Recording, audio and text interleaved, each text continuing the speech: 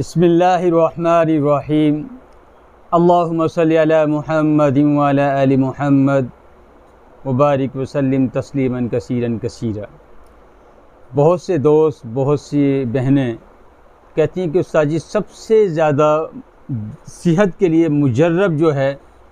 وہ کون سا پانی ہے جسے ہم اپنے گھر میں رکھیں اور جب کوئی بیماری محسوس ہو ہم اسے استعمال کریں؟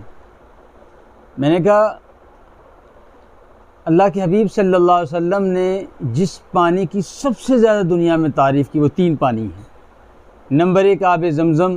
جس پہ دعا بھی ہے اللہم انا نسألک علما نافعا ورزقا واسعا وشفاء من کل داء۔ جب آب زمزم پیتے ہیں تو اس کو جو ہے پڑھ لیتے ہیں تو اللہ کے حبیب صلی اللہ علیہ وسلم نے فرمایا کہ ایسی ماء فطرہ، بارش کا پانی، ایسے ہی چشموں کا پانی، یہ 3 پانی میں بڑی برکتیں ہیں۔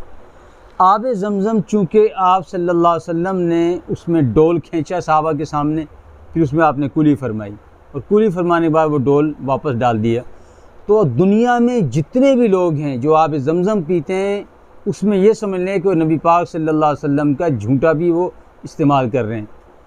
تو میں نے خود اس کی تحقیق کی، جب ہم حج اپنا عمرے پر جاتے ہیں اور طواف کرتے ہیں جتنا مرضی پانی پی لیں آپ، یہ واحد پانی ہے جو شفا بھی ہے، غذا بھی ہے، یعنی آپ 10 گلاس پی لیں، اگر آپ بھوکے ہیں تو آپ سیر ہو جائیں گے۔ تو اس پہ تمام محققین، بڑے بڑے لوگوں نے اس پہ تحقیق کی، اگر بیمار کوئی شخص بہت زیادہ بیمار، اس کا معدہ خراب ہو، آب زمزم کو وہ اپنے جو ہے غذا کے طور پہ اور دوا کے طور پہ اس کو 40 دن یا 2 ماہ تک استعمال کرے، صبح دوپہر شام اس کو پیتا رہے۔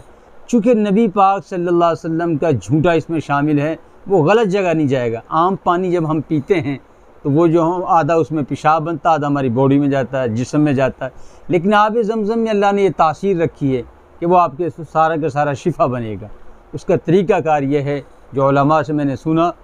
کہ سورہ فاتحہ اس کو 100 مرتبہ درود ابراہیم اس کو آپ آب زمزم پہ پڑھ کر